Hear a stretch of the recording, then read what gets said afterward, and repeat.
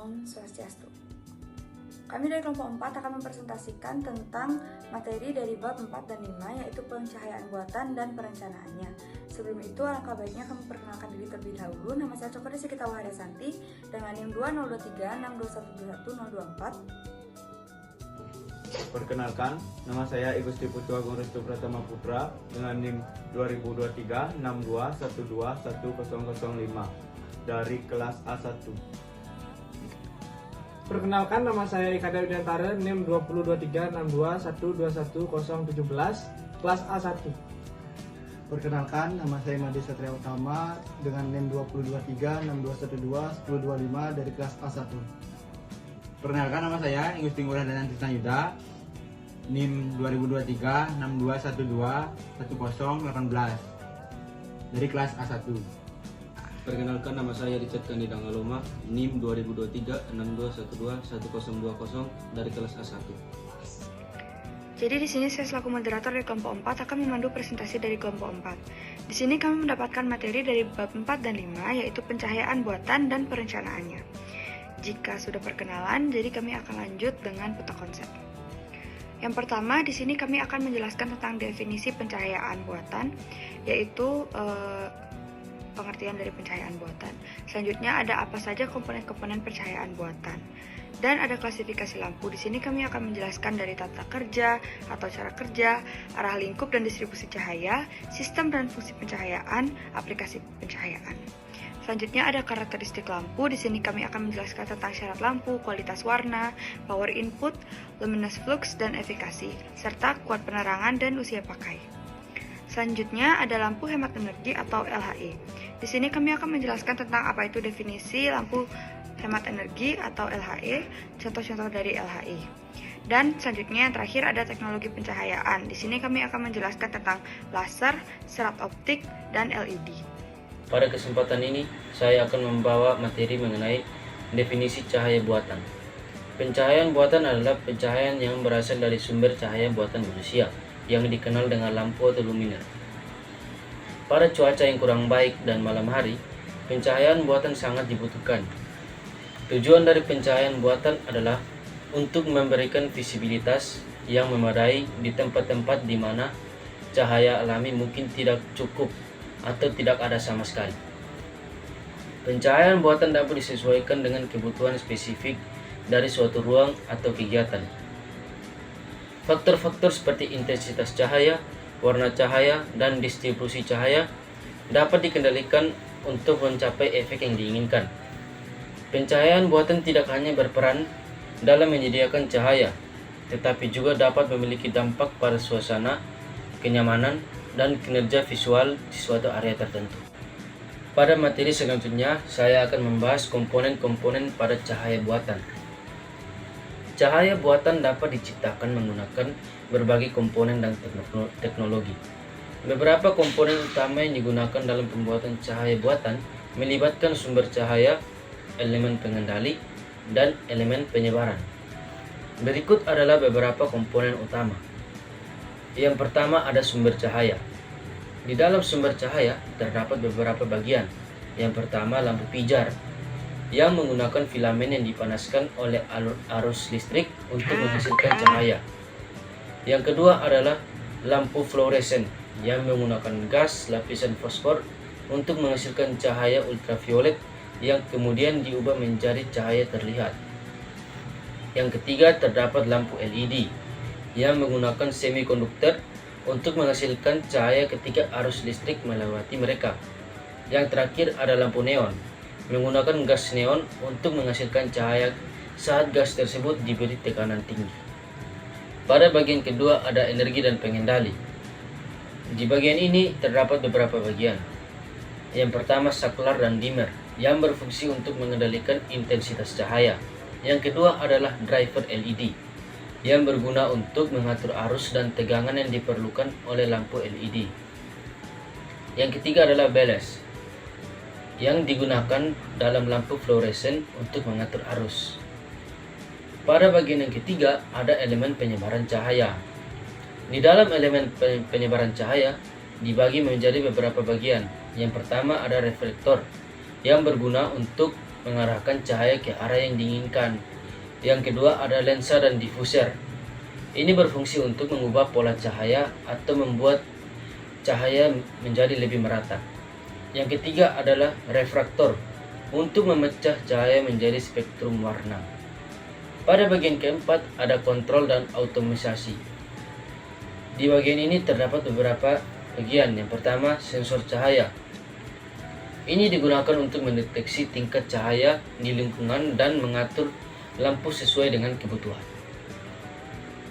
Pada bagian selanjutnya terdapat sistem kontrol otomatis yang dapat diintegritaskan untuk mengatur waktu nyalanya, kecerahannya, dan warna cahaya. Pada bagian terakhir ada kemajuan teknologi. Di dalam kemajuan teknologi terdapat beberapa bagian. Yang pertama, Smart Lighting System, yang termasuk teknologi yang memungkinkan pengguna untuk mengendalikan pencahayaan melalui perangkat pintar atau aplikasi seluler. Yang kedua ada cahaya OLED, yang menggunakan bahan organik untuk menghasilkan intensitas cahaya.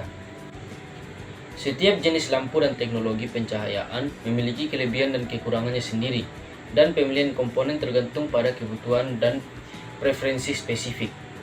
Dengan perkembangan teknologi, terus ada inovasi dalam produksi cahaya buatan yang lebih efisien dan ramah lingkungan.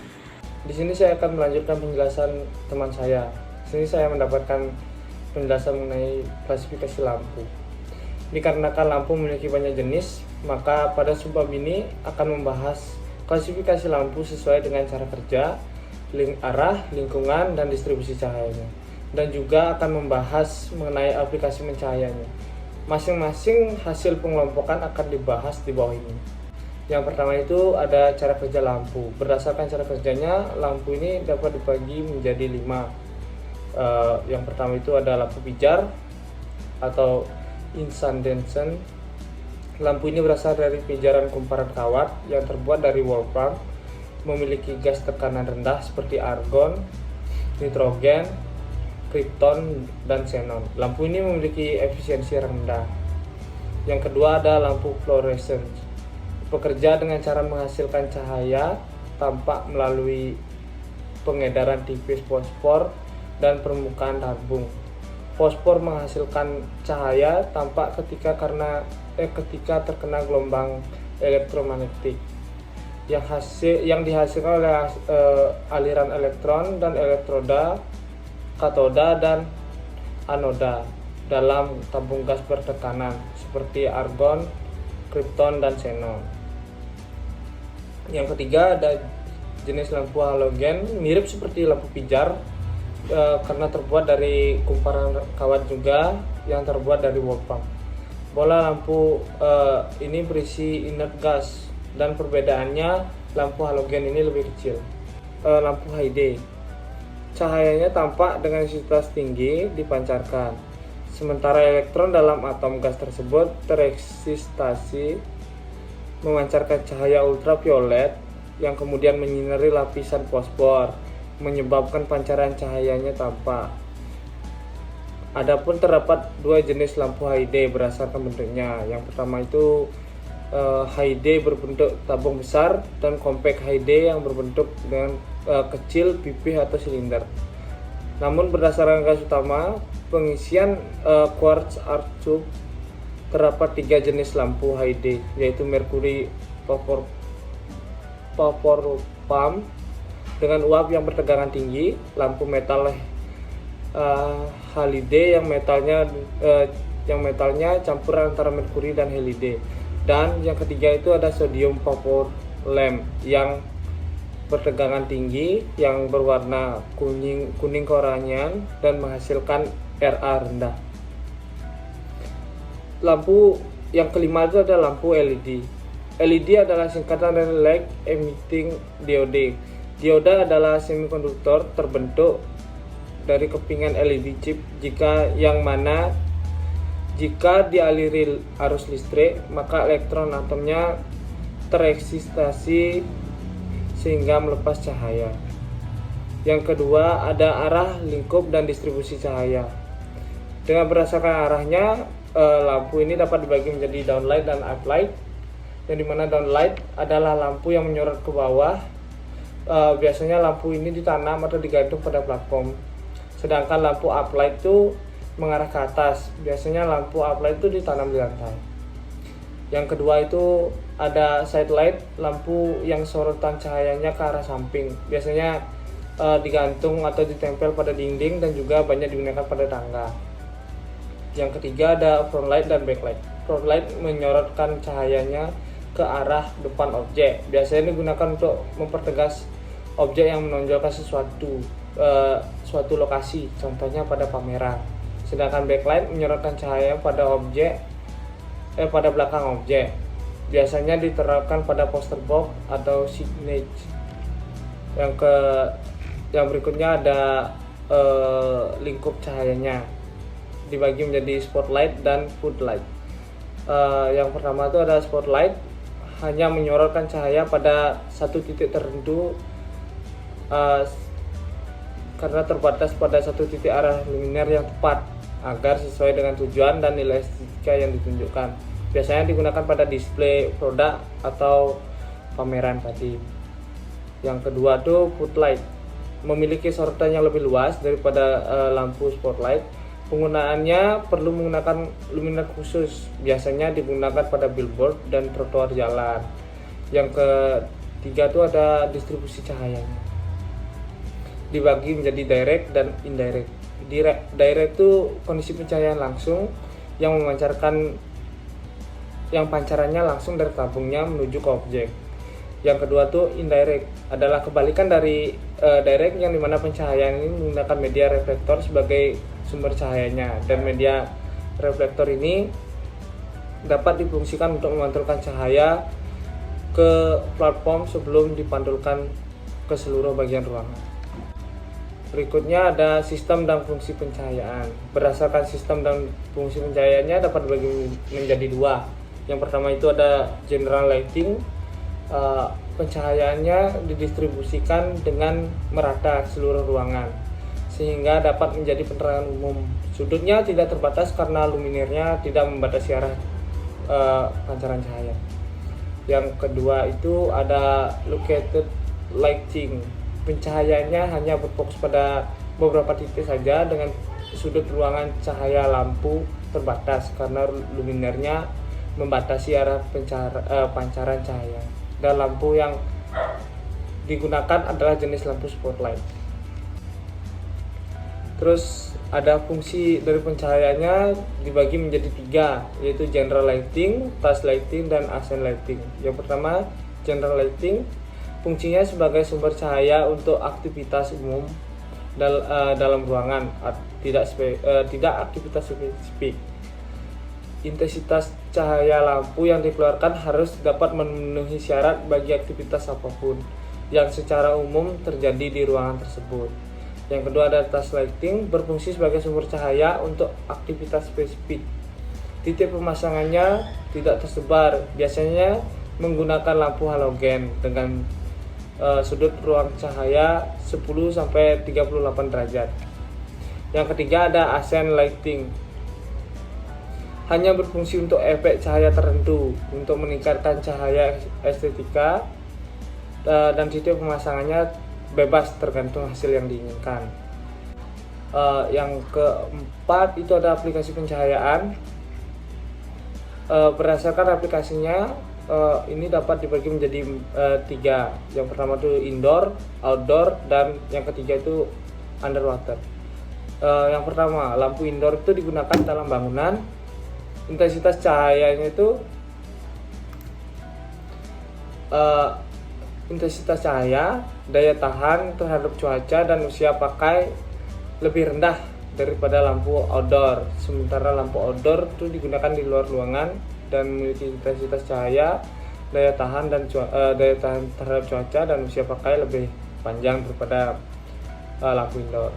Sementara lampu underwater itu khusus digunakan dalam air, misalnya air mancur, akuarium, atau kolam renang. Lampu ini biasanya anti air, tahan cuaca, dan usia pakainya lama. Dan yang terakhir ada karakteristik lampu, yaitu syarat lampu. Hal pokok yang harus dipenuhi untuk memenuhi persyaratan lampu adalah Yang pertama tuh ada intensitas cahaya. Arus cahaya yang dipancarkan lampu menghasilkan intensitas cahaya yang cukup agar kuat penerangan yang diperoleh sesuai dengan aktivitas visual. Yang kedua tuh kualitas warna, sesuai dengan efek cahayanya dan suasana ruangan yang diperlukan serta mendukung kenyamanan visual. Yang ketiga itu usia pakai. Lampu dan luminaire memiliki keterbatasan usia pakai usia pakai. Intensitas cahaya yang dipancarkan lampu makin lama makin berkurang karena lampu mengalami depresiasi, fluktuasi tegangan listrik dapat memperpendek usia lampu. Yang keempat itu ada biaya pengadaan, operasional, dan maintenance itu harus terjangkau dan bersifat relatif bagi pengguna. Yang kelima itu materialnya tidak berbahaya. Lampu tidak boleh mengandung timbal dan bahan radioaktif. Kalaupun terdapat merkuri, jumlahnya sesedikit mungkin. Dan green building dan sustainable building sangat memperhatikan syarat ini. Saya akan melanjutkan materi dari teman saya 3.5, yaitu lampu hemat energi atau LHE. Pertama, definisi. Lampu yang memiliki efikasi tinggi, kemampuan energi saving minimal 80% dan termasuk kategori A di label energi. Lampu ini membutuhkan daya listrik yang rendah, hanya membutuhkan setengah dari lampu incandescent untuk mendapatkan arus yang sama.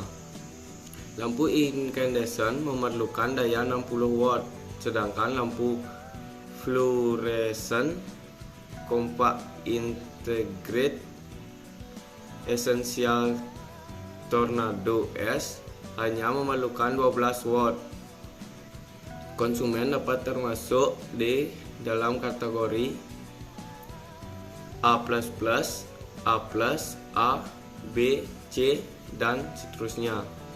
Berikut ada juga gambar 3.67 perbandingan lampu 12 watt dan 60 watt. Lanjut dengan 3.5.2 yaitu ragam lampu hemat energi. Masing-masing lampu memiliki spesifikasi tertentu, seperti lampu TL5 memiliki efisiensi 40% lebih tinggi dan memiliki usia hingga 24.000 jam atau sekitar 2 tahun lebih, dengan memiliki kontrol khusus, yaitu bila terkena sinar matahari maka lampu TL5 akan meredup. Begitupun sebaliknya, bila lampu tidak terkena sinar matahari maka lampu itu nyala dengan terang. Lampu TL5 juga dapat menghasilkan cahaya efek dan suasana tertentu. Berikut ada gambar-gambar. Yang pertama, gambar 3.7.1 yaitu ragam lampu hemat energi. Yang kedua, gambar 3.7.2 contoh penerangan lampu TL5 di ruang dapur. Dan ketiga, gambar 3.7.3 contoh efek cahaya lampu TL5 di lorong. Di sini saya ingin menunjukkan presentasi dari teman saya. Presentasi dari saya adalah teknologi pencahayaan. Teknologi pencahayaan dikembangkan dengan berbagai tujuan, baik dari faktor kenyamanan visual maupun faktor-faktor lainnya. Dalam perkembangan produsen memiliki teknologi masing-masing sehingga terdapat spesifikasi berbeda pada lampu dan luminaire yang digunakan oleh konsumen. Nah, dalam kenyamanan visual pengguna, teknologi penggunaan dikembangkan dengan tujuan. Yang pertama, intensitas cahaya mendukung. Yang kedua, color temperatur menghasilkan suasana ruang berdasarkan keinginan. Yang ketiga, color rendering, warna objek makin mendekati aslinya. Yang keempat, efek cahaya dan suasana ruang sesuai kebutuhan. Di luar aspek kenyamanan visual, teknologi pencahayaan dibuat dengan 4 pertimbangan, yaitu yang pertama, usia pakai tinggi agar biaya pengadaan dan pemeliharaan dapat ditekan. Yang kedua, efikasi tinggi agar hemat energi dan biaya operasionalnya dapat ditekan. Yang ketiga, otomatisasi melalui kontrol pencahayaan agar biaya operasional dapat ditekan. Yang keempat, keamanan bagi konsumen di mana produk tidak mengandung timbal atau radioaktif dan jika mengandung merkuri harus sekecil mungkin. Nah, yang pertama laser.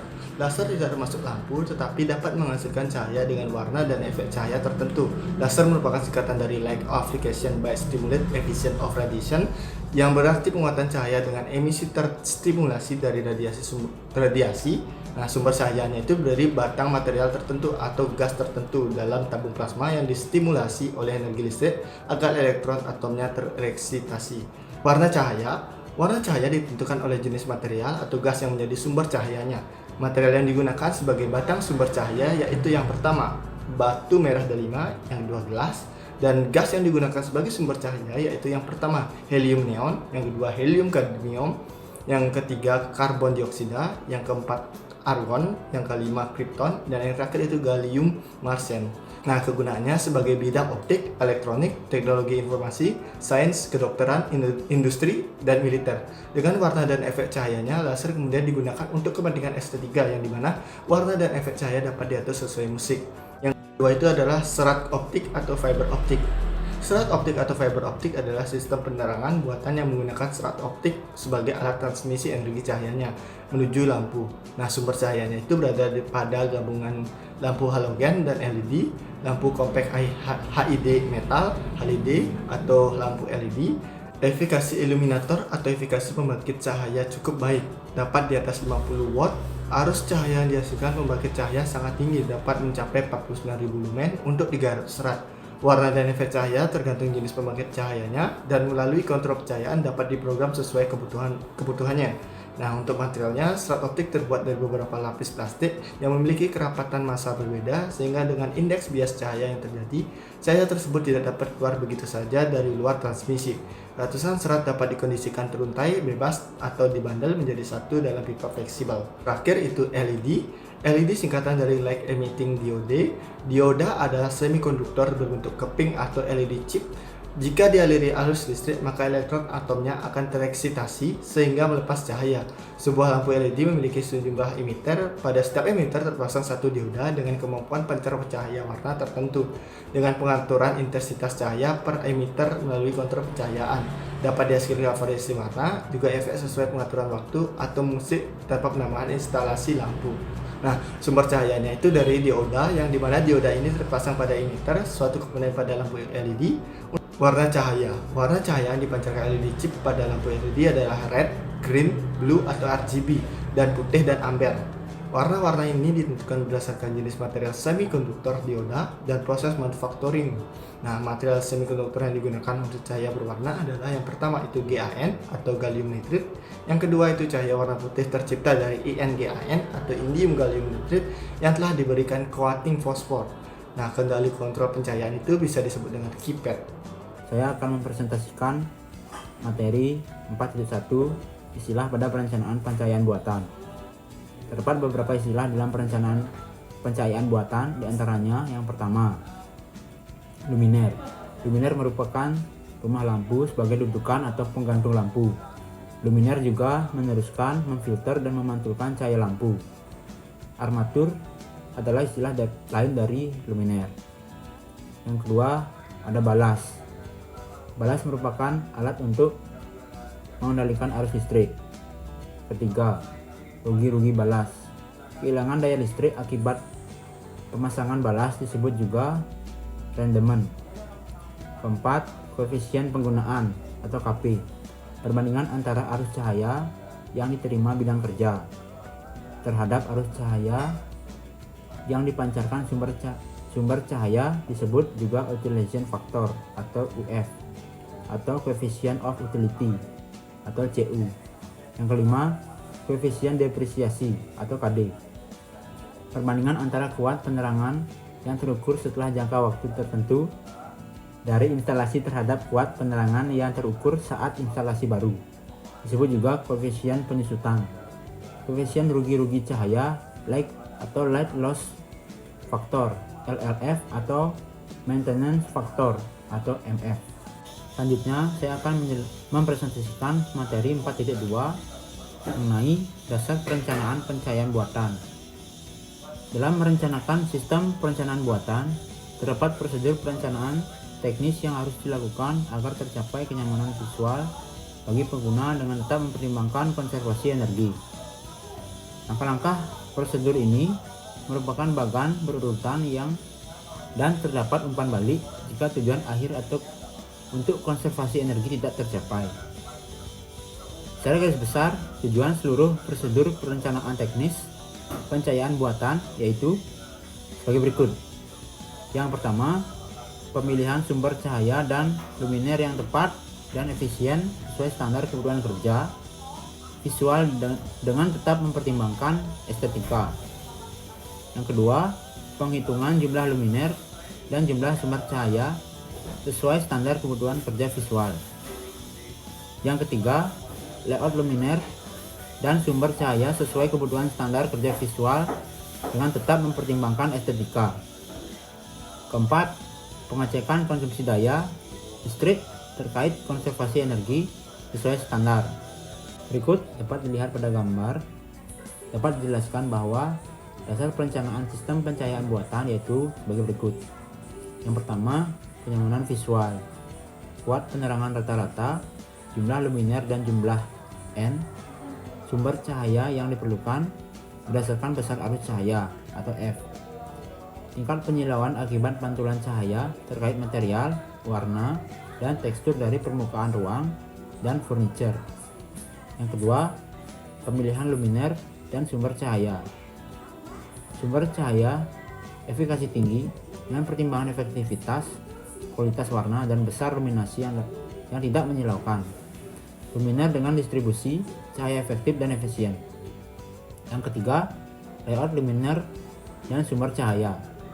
Sistem pencahayaan general, localized atau gabungan, layout luminer dan sumber cahaya beserta sistem pengendalian dan pengelompokan penyalaan terkait PASH.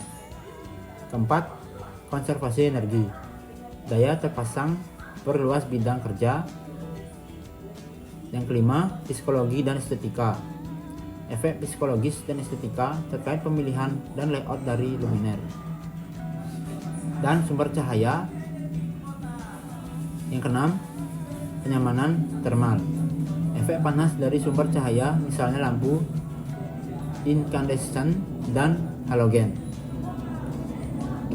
Yang ketujuh, ekonomi terkait biaya pengadaan, operasional, dan maintenance. Biaya pengadaan, operasional, dan maintenance pada pencahayaan buatan ditentukan oleh jenis dan efikasi sumber cahaya, jumlah luminer, metode dan kemudahan instalasi, serta metode dan kemudahan maintenance. Melanjutkan materi 4.2.1 mengenai menghitung luminer dan sumber cahaya. Data untuk menghitung jumlah luminer dan sumber cahaya sebagai berikut. Yang pertama, fungsi ruang atau aktivitas visual. Yang kedua, kuat penerangan. Yang ketiga, dimensi ruang, yaitu panjang dan lebar. Yang keempat, jenis dan tipe lampu, yaitu arus cahaya, kualitas warna CT dan CRI, serta efikasi.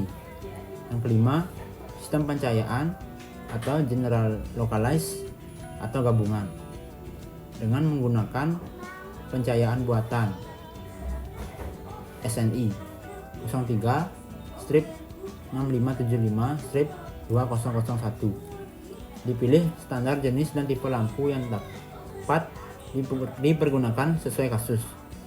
Pada contoh kasus berikut, beberapa alternatif jenis dan tipe lampu dibandingkan untuk mengetahui kebutuhan jumlah minimal luminer dan sumber cahaya berdasarkan arus cahaya. Pada kasus digunakan lighting katalog 2008 sampai 2009 dari perusahaan Philips. Baik, jadi di sini saya akan menjelaskan tentang psikologi dan estetika. Efek cahaya terhadap psikologi dan estetika untuk setiap pengamat berbeda karena bersifat subjektif. Ilusi optik dan suasana hati tergolong di dalamnya. Jika ruangan bercahayakan terang, maka akan tampak lebih luas, begitupun sebaliknya. Jika ruangan gelap, maka ruangan pun akan tampak kecil. Sementara, suasana hati sendiri dapat dipengaruhi oleh kualitas warna, distribusi cahaya, dan pemilihan luminar pada ruangan. Salah satu contoh yang dapat dibandingkan adalah foto koridor di slide berikut ini. Apabila lampu dimatikan, akan menyebabkan ruangan tampak sempit dan plafon menjadi rendah. Sebaliknya, apabila lampu dinyalakan, menyebabkan ruangan berpenampakan luas dan plafonnya sendiri terlihat tinggi. Warna cahaya lampu dan cahaya interior dapat dibuat dramatis dengan efek-efek tertentu yang dapat mendukung fungsi komersial. Berikut adalah beberapa penerapan warna cahaya dan interior yang unik. Distribusi cahaya dapat diatur untuk memberi efek pembentuk suasana ruang. Permainan gelap terang memberikan efek dramatis dikarenakan ada hanya beberapa sudut bagian tertentu yang mendapatkan titik fokus cahaya. Berikut merupakan contoh dari distribusi cahaya.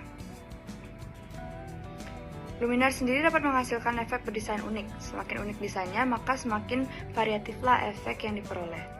Caranya adalah dengan menggunakan lebih sedikit energi dan mengurangi konsumsi energi. Berikut merupakan contohnya. Saya akan melanjutkan materi dari teman saya 4.4, yaitu konservasi energi.